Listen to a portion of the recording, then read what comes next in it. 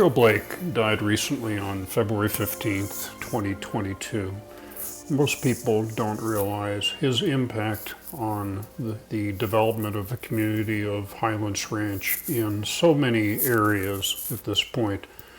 Joe himself said that he had very little skills coming into the job when he started in 1980, and yet we found his ability to work with other people, make everyone feel special, is what made him a much unique character in the development of Highlands Ranch.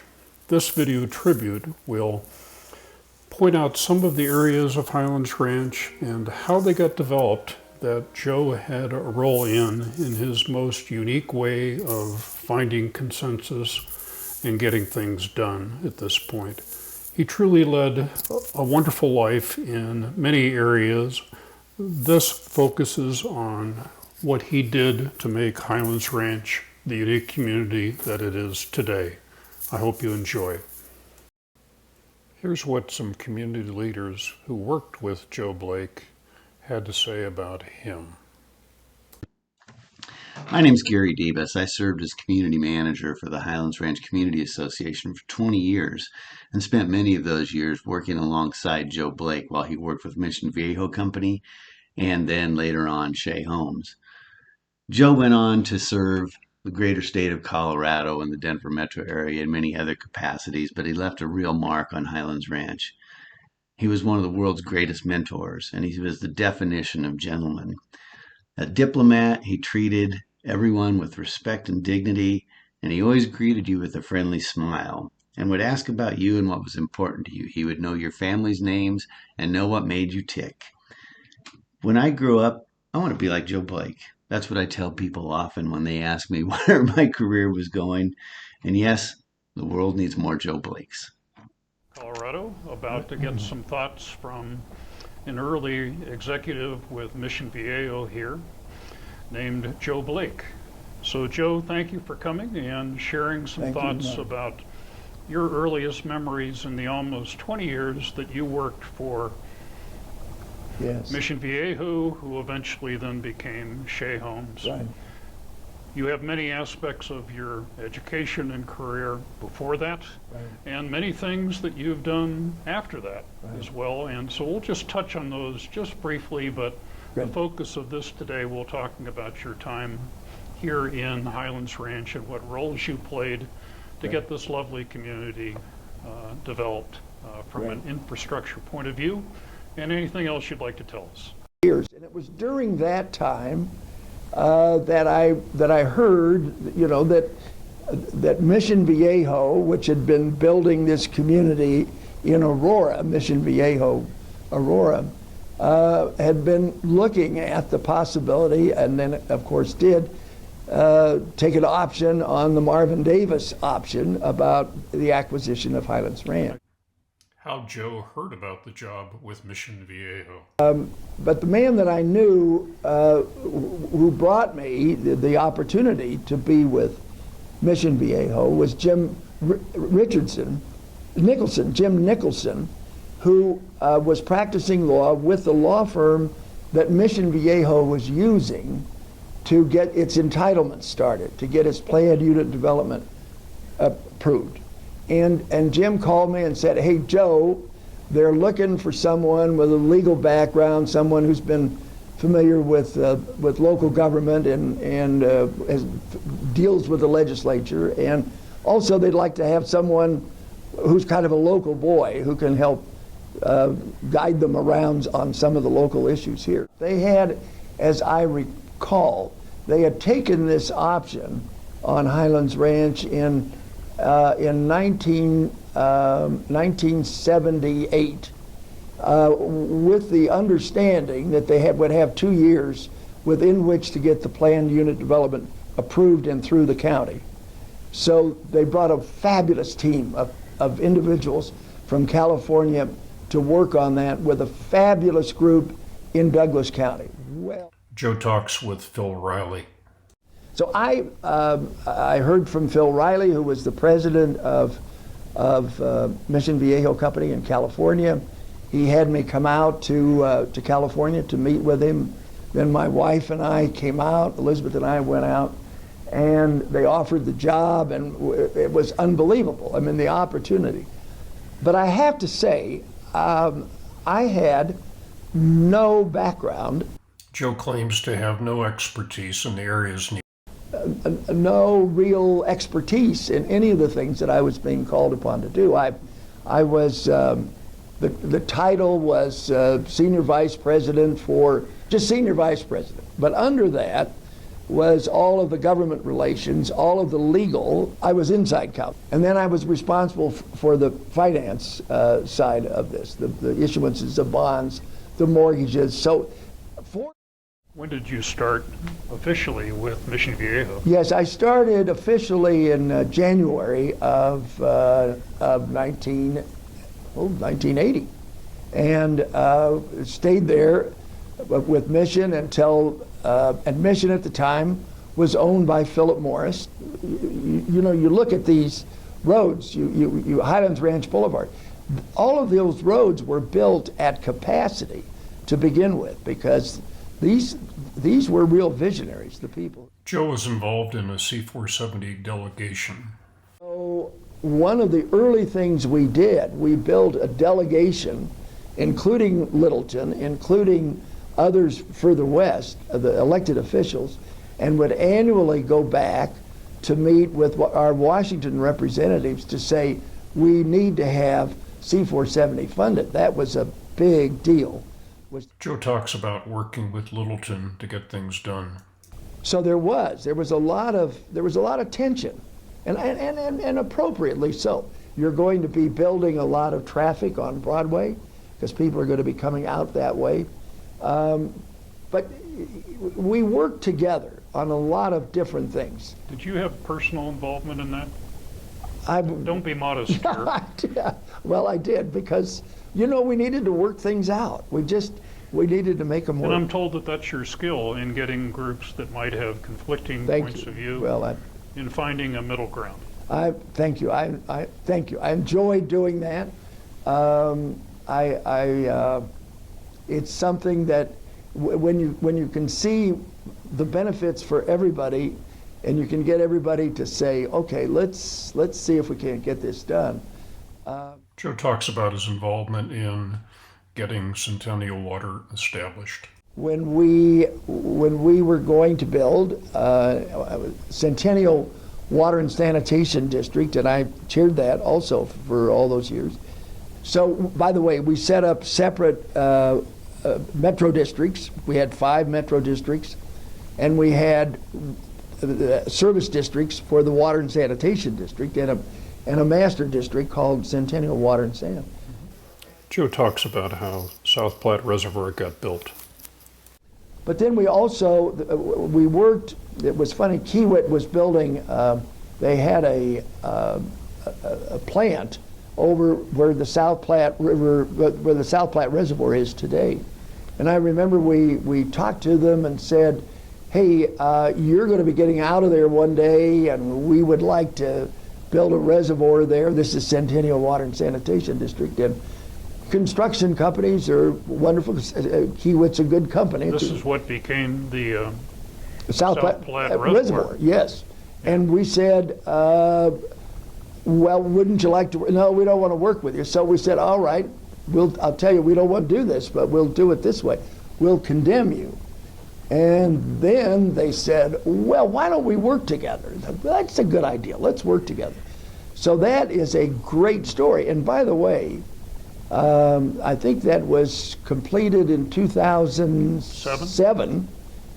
And I was fortunate to come back out and asked to speak at that. And I pointed out, as I remember, I'm doing this from it's about 4,500 acre feet of storage in there, and it's all based on runoff. I mean, it's all surface. Yeah, it's right. I mean, it did not have a priority going into it. We had to get a lot of ditch rights in order to get that water there. It's been an enormous success, enormously expensive, because the water goes under the Platte River, goes under Broadway goes up into McClellan, and then under C470 and into your my water treatment plant. my water treatment The plant. one named after you. After me. So, but I bring that up because it was at that point probably the only successful water project, storage project of its type that had been built in the previous 40 years, when you think about it, because you just don't get those things done. I mean, they're very difficult. And by the way, I loved water. The whole issue of water, we had John Hendrick here. We had a fabulous board, Centennial. Fabulous. Terry Kershiznik. I mean, these were people that were just, they were brilliant. They were, Later on, Rick McClough yes, Rick in McLeod. '86 started, Yes. and he had very nice things to say about you Oh, and your involvement Thank you. in making these things work smoothly. Well, it was fantastic. Rick McLeod had this to say about working with Joe. Working together pretty much daily throughout the years, Joe was instrumental in assisting my work in the development of the district's reliable water supplies. He did this with unfailing positivity, friendship, knowledge, diplomatic skills, and patience, always done with good humor. In a world of sometimes arrogant and egotistical leadership, Joe was an island of decency and humility. All of us who worked with Joe knew he was a special, wonderful person who deeply enriched our lives by his example. So those were the fun things. Those were the fun things. And your involvement was primarily from a legal point of view? Well, it or was from a putting legal groups point of view. I also together that had conflicts that needed to be resolved. yes, and the bond issuances early on, the mortgages that were being made. My responsibility was to get forward commitments so that when we opened, we could offer, in fact, a 14.5% buy down. And because of my time in the mortgage insurance business, I knew the people in the industry, so I could go out and use those contacts. Joe talks about how he got a sign up on C470 promoting Highlands Ranch. But what they had in California on Interstate 5 were 5 signs that said, next turn, Mission Viejo. And they said, Joe, you get us signs. We want signs on C470 that say Highlands Ranch next 3X. So I worked with the highway department. We'll do it. Joe, we'll do it if you guys will incorporate, because we don't do it to deal with the development. We're just not going to do that. And we tried everything we could. I had the funniest thing happen. I've worked with virtually all the governors since day one. And I was at the governor's mansion when Governor Romer was governor. And I found myself sitting next to the head of RTD and the head of the highway department. And I knew them both, and this just kind of came to me. And I made this up, literally made it up. I said, you know, to the RTD guy, I said, we're building all these park and rides, and people get confused. I made it up. People get confused. They don't know where they are. Wouldn't it be great if you identified the park and ride and gave it a name, like Highlands Ranch? Wouldn't that be it? And he said, you know, Joe, that's probably a good idea because it's a new area, and we'll do that. And then literally, this was a 20-minute conversation, and I said to the head of the highway department, now look, they're going to put this sign that says Highlands Ranch Park and Ride. We need a sign up on the road that says Highlands Ranch. Get off at University. Yeah, exactly. Yeah. And I remember when they came out and put the sign up, I took my family out on the north side of C470 of C470 to point out what was happening there. It was such a joy, and I finally got the dadgum thing done. Jeff Kappas of Shea Homes had this to say about Joe Blake. Well, I certainly remember Joe's impact on the Highlands Ranch development His impact on all those who he came in contact with and worked with along the way was so very significant. Joe always tried to make you feel that you were the most important person he knew, whether you were someone cleaning up after an event held at the mansion or the governor of the great state of Colorado. It didn't matter to Joe. He knew your value as a human being, and he always worked hard to show you how much value you had to him. Joe talks about how Highlands Ranch Post Office came about. But you know, getting the name Highlands Ranch, we talk about that. It's all accepted now. I mean, it's all accepted. But you really have to peel some of this back to say, well, where is it? You know, because when we started, we were in the Littleton postal zone. We were in 80126, Littleton, Colorado. And Jack Sauer was the wonderful young postmaster in Littleton. And I went over to say, Jack, we really need, you know, we're trying to make this hometown USA. We really need to say Highlands Ranch. He said, oh, you can't do that, Joe. You know, there is no place. You're not official. And so I said, all right. So, Jack, let me ask you a question. When you sort mail, do you sort by Littleton, Colorado, or do you sort by zip code? Oh, we said we sort by zip code. I said, here's an idea. Why don't we just say Highlands Ranch, Colorado, 80126? You don't care, do you? No, we really. But he said, if I do that, will you do gang postal delivery? We don't want to have to do delivery to all your dadgum homes out there. My words, not his. So I said, you need that? That makes total sense to me. We need Highlands Ranch, 80126. We got a deal.